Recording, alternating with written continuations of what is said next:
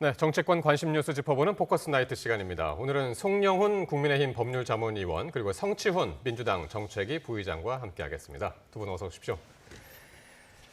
자, 윤 대통령이 오늘 한동훈 신임 대표 등 전현직 지도부와 만찬을 함께했습니다. 8시 40분에 끝났다고 조금 전에 전해드렸었는데요. 이번 만찬이 이제 대통령실에서 먼저 제안했고, 근데 이제 전당대회 바로 다음 날 만찬 회동이 있어서 와 굉장히 빨리 정해졌구나. 이제 그런 생각도 했습니다. 그렇습니다. 네. 다음 날 다 같이 만찬을 했다는 것이 중요한 키워드가 되겠죠. 그러니까 역대에 비해서 굉장히 신속하게 지금 대통령과 당 지도부 간에 네. 식사 일정이 잡혀서 성사가 됐고, 네. 그리고 그 기존 지도부, 그러니까 비대위죠. 그리고 새로 선출된 지도부, 그리고 낙선한 후보들까지 네. 다 같이 한 자리에 모여서 이렇게 예. 네, 지금 화면에 나오고 있습니다. 그렇습니다. 낙선한 나경원 의원도 후보들까지. 있고, 네. 네, 전현직 지금 이제 현직 지도부들하고 지금 낙선한 의원들도 이제 같이 오늘 상당히 이제 날씨도 좋아서 이렇게 뜰에서 같이 함께하면서 이제 사진 찍기도 상당히 이제 좋은 날씨였던 것 같습니다. 그렇습니다. 네. 이렇게 해서 이제 당의 단결과 어떤 통합을 도모하는 네. 그런 만찬 자리가 되었던 것으로 보입니다. 2시간 10분 정도 진행이 됐다고 하고, 네. 그러니까 메뉴도 상당히 좀 의미가 있어 보이죠. 그 대통령실의 설명에 의하면은 뭐 삼겹살, 돼지갈비, 모둠쌈 이런 메뉴들이 있었다고 하는데, 네. 삼겹살은 이제 당정대의 통합을 상징하는 의미로 대통령께서 직접 고르셨다고 하고, 네. 또 원래는 그 메뉴에 비빔밥을 하려고 했는데 이걸 이제 변경을 해서 모둠쌈을 선정을 한 것도 화합의 의미를 담았다. 뭐 이렇게 대통령실은 설명을 하고 식당 있습니다. 테이블은 일렬로 쭉 놓고 이제 한쪽에서는 이제 대통령실하고 그 앞에는 이제 국민의힘 지금 지도부가 쫙 앉았는데 대통령실 쪽에 이제 나경원 의원하고 원희룡 의원 이제 낙선한 의원들도 그쪽에 이제 앉아서 식사 바로 저 직전에 지금 모습 보셨습니다. 오늘 어떻게 보셨습니까? 만찬은? 뭐 일단 바로 직후에 이루어졌다는 점은 뭐 긍정적인 것 같고요. 네. 뭐 근데 삼겹살과 쌈이 이 대화합의 메뉴인 건 저는 오늘 처음 알았던 것 같은데 뭐 꿈보다 해몽이 더 좋은 거겠죠. 뭐 예. 그런 의미를 부여하는 것 같은데 근데 또 글쎄요 이거에도 다른 관점에서 또 보자면 네. 한동훈 신임 당대표가 사실 지금 그 108석 매우 여소야 대상의 이런 그 불리한 그 국회 상황을 뚫어야 되는 막중한 임무가 있지 않습니까? 그럼 좀 힘을 실어줘야 될 법도 한데 뭔가 낙선자들을 함께 불렀다는 것은 또 어떤 시점에서 봤을 때는 물론 뭐 싸우느라 고생했지만 다 같이 네. 한 목소리를 내자라는 의미일 수도 있지만 힘을 실어주지 않는 뭔가 새로 뽑힌 당 대표도 역시 원오브 댐일 뿐이다 이렇게 좀 그러고 평가처럼 보니 그러네요. 그렇게 보통 볼 수도 있습니다. 당선된 그쵸. 이제 신임 지도부를 보통 부르는데 저는 낙선한 사람까지 불러서 보는 것은 어떻게 보면 뭐 이것도 정말 화합에 좋은 의미 아니냐라고 해석할 수도 있겠지만 예. 어떻게 보면 왜냐하면 선거 과정에서 예. 매끄럽게 이어졌다면은 이렇게까지 다 다독여 주네라는 품넓은 대통령이라고 이미지가 가져갈 수는 있겠지만 네. 선거 과정에서 윤석열 대통령과 뭐 사이가 안 좋지 않느냐 이거 윤석열 대통령 소통이 안 되지 않느냐 이걸로 공격당한 한동훈 대표이기 때문에 그런 시점으로 좀 바라볼 수도 있지 않을까라는 말씀을 드려봅니다. 예, 알겠습니다. 저는 이거 화합의 의미가 맞다고 봐요. 왜냐하면 네. 아까 제가 메뉴 설명드리면서 하나 중요한 걸 말씀 안 드렸는데 오늘 제로콜라도 준비를 했다고 합니다. 네. 그리고 한동훈 그 대표가 잘 즐겨 먹는다고 알려진 제로콜라를 준비를 했고 예. 그다음에 또 이렇게 대통령이 신임 당대표를 이렇게 동석하면서 격려를 하고 그러면서 또 낙선한 후보들에게도 어떻게 보면은 신임 당대표를 잘 이렇게 좀 도와주고 함께 화합해라라고 하는 의미를 제시하는 그런 의미가 있죠. 네. 네, 알겠습니다. 자, 오늘 한동훈 신임 당대표가 오늘 만찬 전에요. 오늘 오전에 이제 국립현충원에서 이제 참배를 시작으로 해서 본격적인 행보를 시작했고요. 또 홍철호 대통령실 정무수석과도 접견을 했습니다. 오늘 첫 공식 행보들 영상으로 보고 오시겠습니다.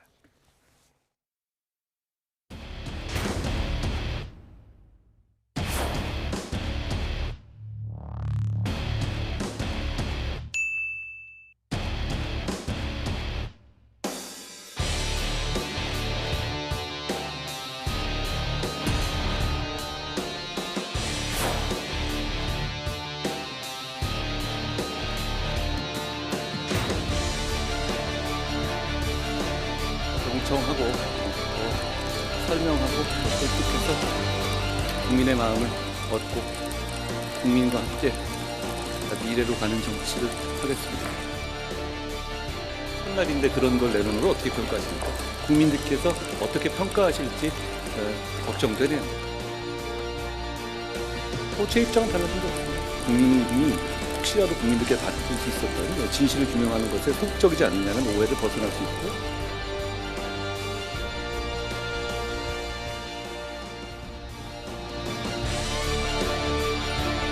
폭주하고 있는 거대 야당 돼서 우리가 원팀이 돼서 대통령님의 역할을 하셔야 되는데 단단히 발목이 잡히셔가지고 우리 여당과 정부가 한 몸이 돼야 된다.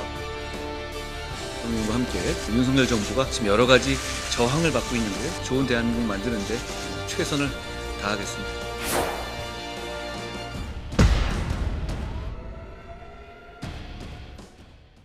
자, 오늘 새 지도부 출범 첫날부터 상당히 여러 가지 일이 있었습니다.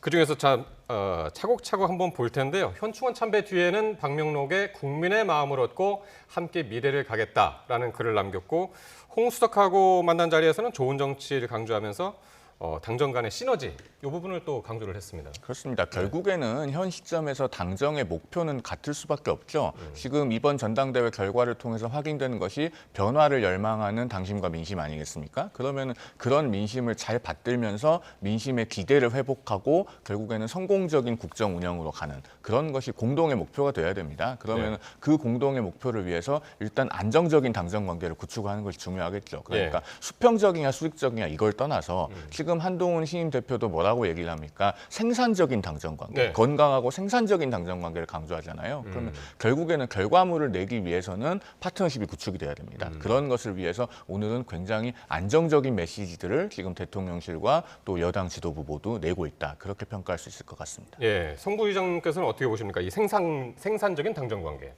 사실 그 시너지를 낸다는 것이 정부가 추진하는 것을 당이 서포트하는 모습이 될 수도 있는 것이고요.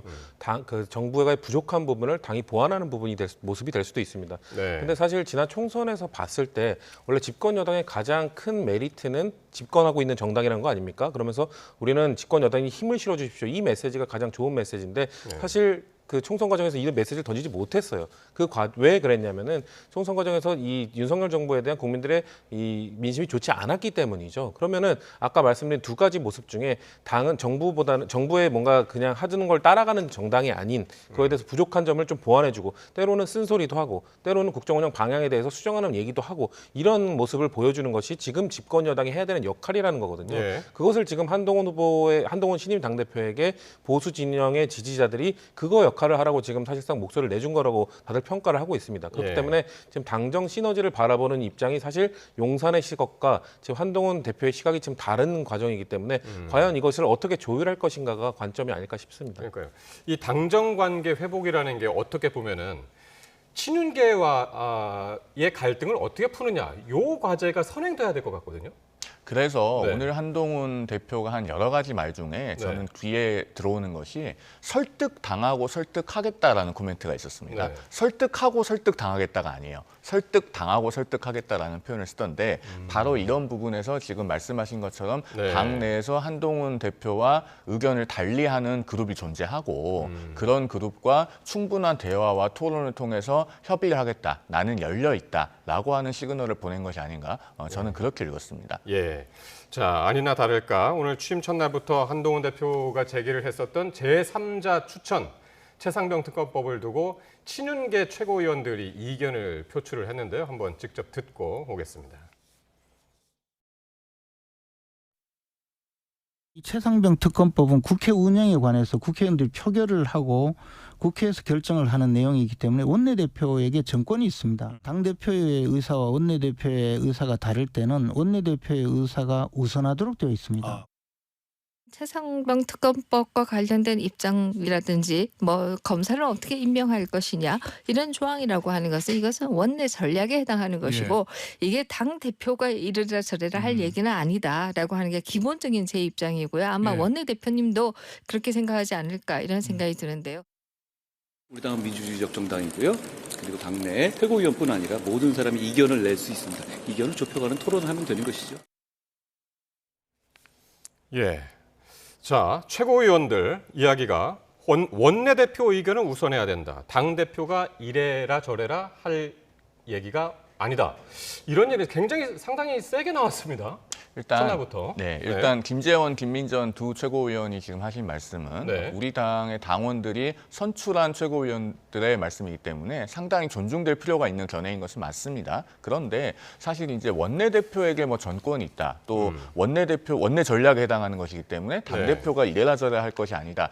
이런 논법보다도 사실은 이분들께서 본인의 견해를 말씀하실 때 어떤 논거를 제시하는가, 저는 그게 더 중요하다고 봅니다. 네. 사실은 이 해병대원 특검법에 관해서 두 분이 말씀하실 때 반드시 답을 해주셔야 된다고 생각하는 포인트가 두 가지가 있습니다. 하나는 과연 대법원장과 같은 제3자가 추천하는 특검 법안을 제안하는 그 아이디어가 지금 전략적으로 아무런 효용이 없는가? 네. 그렇지 않거든요. 지금 그런 제3자 특검 법안이 나오면서 대표적으로 김재섭 의원 같은 경우에 22개 오면은 해병대원 특검법 찬성한다고 했었는데 본인이 공개적으로 반대표 던지고 나오지 않았습니까? 네네. 그러니까 민주당이 특검을 고르는 그런 특검 법안에는 찬성할 수 없다라고 예. 하는 그 정치적 행위를 할 수 있도록 일종의 방파제 역할을 해주고 있는 것이 지금 제3자 특검 법안입니다. 네, 그리고 이재명 대표가 지금 민주당 경선 과정에서 뭐라고 얘기를 합니까? 그 대통령이 임명하는 검사들이 수사를 엉망으로 하고 있기 때문에 민주당이 추천하는 그런 특검을 해야 된다고 주장을 하는데 이것은 대단히 논거가 부실하거든요. 왜냐하면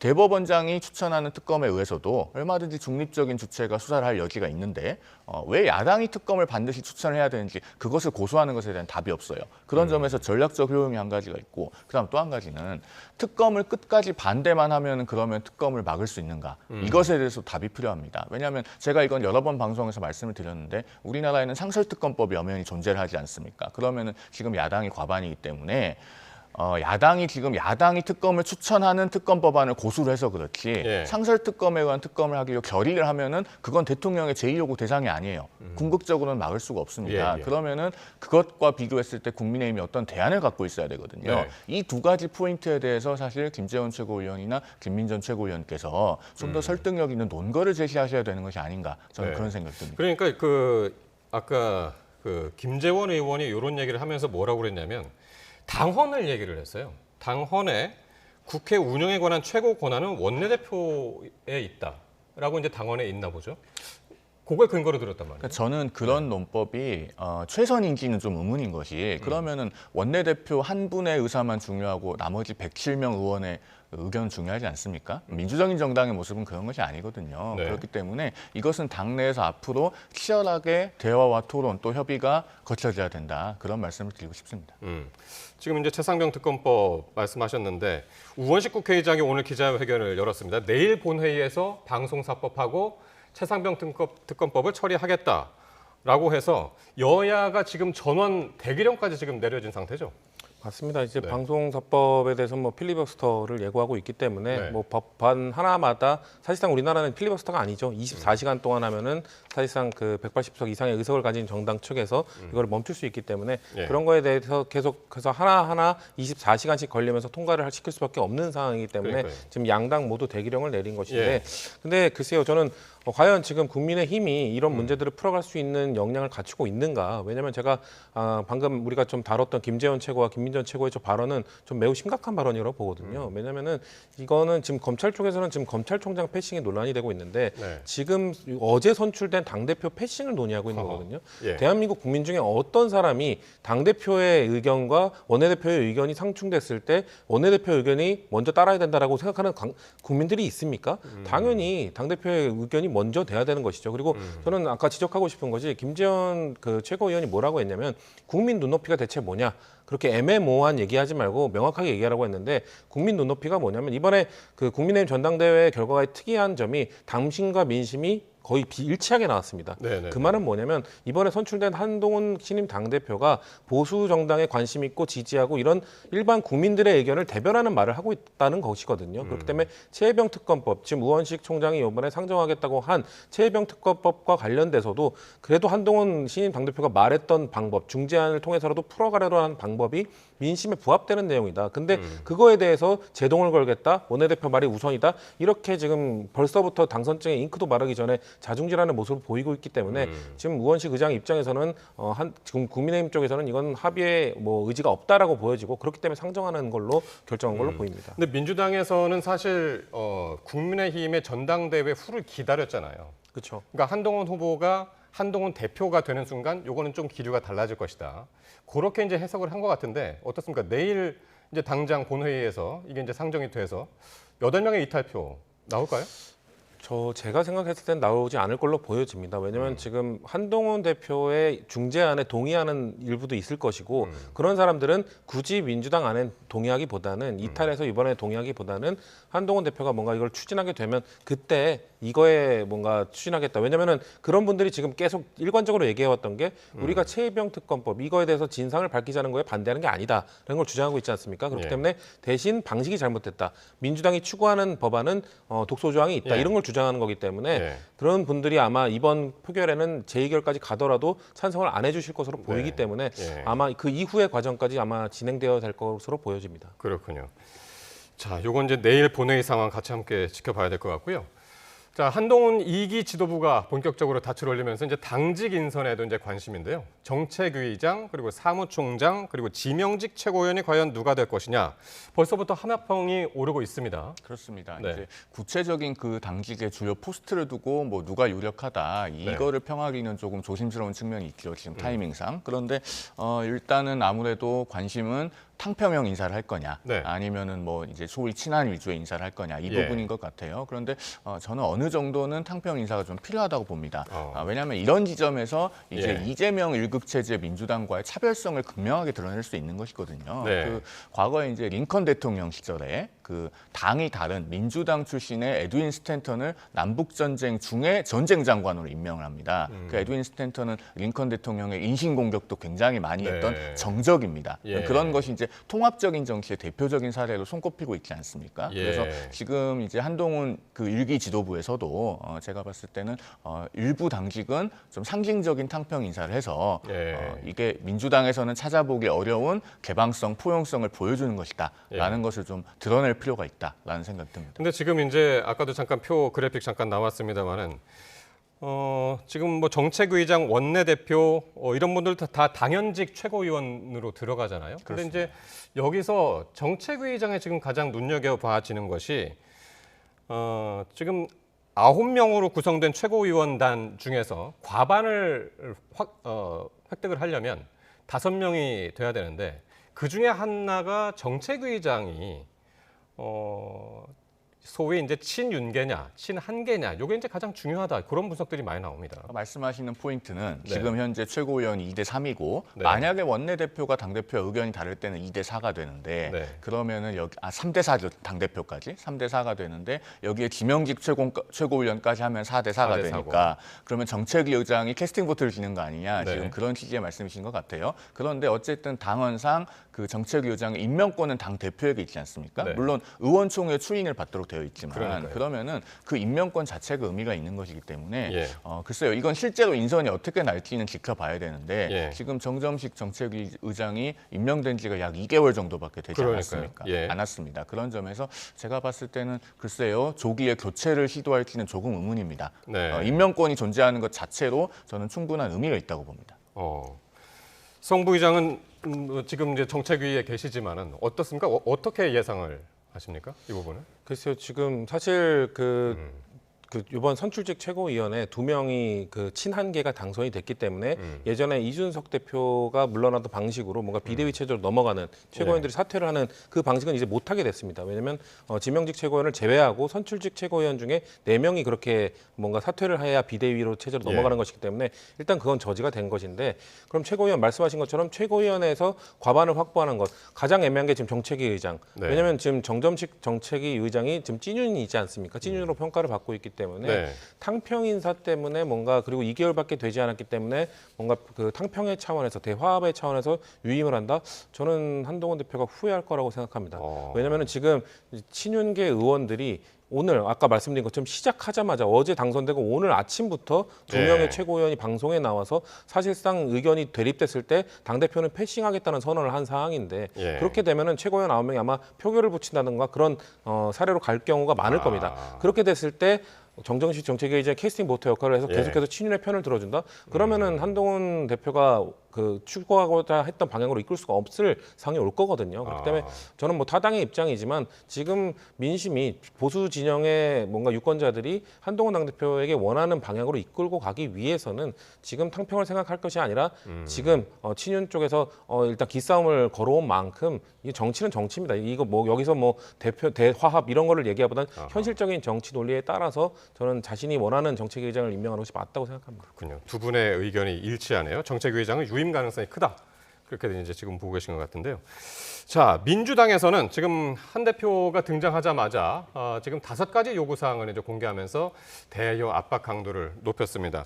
특히 법사위에서는 한동훈 특검법이 상정되기도 했는데 취임 첫날부터 왜 그랬을까요, 민주당이? 저도 이건 솔직히 좀 개인적으로 아쉬운 부분이 있습니다. 근데 사실 법사위에 상정되는 안건이 네. 뭔가 사실 이 법안은 조국혁신당에서 1호 법안으로 그렇죠. 발의했던 네. 것이죠. 그렇기 때문에 사실 상정하는 것은 여야 간사 간의 교섭단체 간사 간의 합의가 있거나 아니면 상임위원장이 올릴 수 있는데요. 당연히 합의는 안 되죠. 왜냐하면 국민의힘 간사가 당연히 반대할 것이기 때문에 합의가 안 되기 때문에 법사위원장인 정청래 위원장이 그 위원장의 권한으로 올린 것인데 아마도 조국혁신당의 요구가 있었던 것 같고 다시 상정은 하긴 했지만 아마 바로 그 전체 위원회 차원에서 논의를 할 것 같지는 않고 소위로 아마 회부해서 논의가 될 겁니다. 그 말은 민주당도 이 사안에 대해서 조국혁신당 제3당의 강한 요구가 있었고 제1호 법안이라는 상징적인 법안이다 이러면서 강한 요구가 있었기 때문에 상정은 했으나 네. 민주당 차원에서 이걸 어떻게 할지는 좀 더 시간을 갖고 논의해 볼 것이다. 다만 제가 아까 말씀드린 것처럼 시기상 어제 이제 당대표가 한동훈 당대표가 취임을 했고 그렇게 됐을 때는 좀 조절하는 것이 필요하지 않았을까라는 아쉬움은 있습니다. 예. 그러니까 아까 그 5가지 요구사항에 쭉 나왔습니다만은 밑에 이제 국회 정상화 협조 그리고 윤명 한복식 당정 관계 거부. 그러니까 상명 하복을 이제 저런 식으로 이제 좀 바꾼 워딩이고요. 그러니까 야당과 정책 비전 경쟁 수용. 이거는 사실 교과서적인 이야기고 저 위에 2개가 이제 진짜란 말이죠. 최상병 특검법, 그 김건희 여사 특검법 수용, 그리고 윤석열 정권의 방송 장악 중단. 이건 어떻게 대처를 할까요? 일단 그 특검법 관련해서는요. 네. 제가 아까도 잠시 말씀드렸습니다마는 지금 민주당이 정말로 해병대원 사망 사건 관련해서 네. 그 사망과 또 수사 과정의 진실, 그러니까 객관적 진실을 규명하는 것이 목적이라면 민주당이 특검 추천권을 갖는 것을 고집하지 말고 중립적인 제3자가 특검을 추천하거나 혹은 제가 누차 말씀드립니다마는 우리나라의 상설특검법이 이미 마련되어 있기 때문에 네. 10년 전에 마련되어 있는 그 시스템에 따른 상설특검을 하면 됩니다. 왜 민주당이 고발했는데 민주당 스스로가 특검을 고르는 그런 특검 법안을 고집을 해야 됩니까? 그 부분 다시 한번 말씀드리고요. 예. 그다음에 뭐 방송 장악 중단 이런 걸 얘기하는데 사실은 민주당이 계속해서 방통위원장을 반복해서 탄핵 소추로 해서 자진 사퇴하게 만들고 방통위의 기능을 마비시키고 있죠. 저는 이런 것부터 중단해야 된다고 생각합니다. 지금 공영방송 중에 일부는 야당에 유리하게 편향되어 있는 것이 아닌가 하는 의심이 예. 다분히 있는데 예. 그런 상태를 유지하기 위한 지금 무리하고 비정상적인 탄핵 소추들을 거듭하고 있죠. 예, 그래서 이제 그 얘기로 같이 또 이어가 볼 텐데요. 오늘 이진숙 방통위원장 후보자에 대한 그러니까 인사청문회가 있었죠. 오늘 첫날 인사청문회였고요. 첫날부터 이제 날카로운 신경전이 벌어졌는데 그 모습부터 함께 보고 오시겠습니다.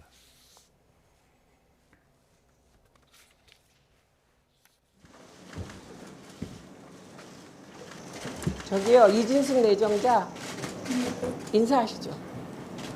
제가 인사하려고 했는데 인사를 안 하고 돌아셔서 가시니까 벌 좀 하잖아요. 잠깐만요. 그렇게 하시면 안 돼요. 저하고 싸우려고 하시면. 인사하겠습니다. 낙서도 할까요? 그러니까 이렇게 하면 되는 거잖아요. 이거 이렇게 하시면 안 돼요. 가세요. 미디어 전반에 공공성이 약화되고 있다는 우려의 목소리 또한 커지고 있습니다. 좀 줄여주시죠. 공영방송은 사실에 입각한 객관적 보도라는 평가를 저기요, 받기보다는 잠깐만요. 편향성 논란에 이진숙 네. 후보자님, 2분 드리겠다고 했고 2분 내에 요약을 해주십사고 부탁드렸습니다. 왜냐하면 우리가 의사진행 발언도 여러분이 하실 거고. 예, 최민희 위원장하고 이진숙 후보자하고 상당한 신경전이 처음부터 이제 펼쳐졌습니다. 인사를 안 한 거 가지고 시작이 됐는데 어떻게 보셨습니까? 그러니까 최민희 위원장이 네. 지금 그 목소리의 톤만 조근조근 하실 뿐 네. 사실은 이진숙 후보자와 아주 있는 대로 기싸움을 했죠. 특히나 지금 조금 전에도 봤습니다만 그 2분 이내 발언하라 이런 네. 부분은 자 인사청문회 청문이 뭡니까? 이것도 들을 청 들을 문입니다. 결국은 공직 후보자로부터 공직을 어떻게 수행할 것인지 계획을 듣고 또 그분이 인사 그 대상자로서 적합한지 공직 예. 후보자로서의 그 자격을 갖췄는지에 대해서도 본인의 말을 듣기 위한 겁니다. 그게 청문회인데 지금 계속 뭐 짧은 시간을 주고 그 시간 안에 다 발언을 하라든가 예. 국회법상 의사진행 발언도 5분 이내인데 후보자는 2분 이내에 발언하라 이런 부분들은 정말 우리 청문회가 계속 이렇게 진행이 돼도 좋은가 법사위에 이어서 지금 과방위에서도 같은 풍경이 되풀이되고 있다는 생각이 듭니다. 이 최민희, 이진숙 이 두 분이 좀 과거 인연이 좀 있지 않습니까?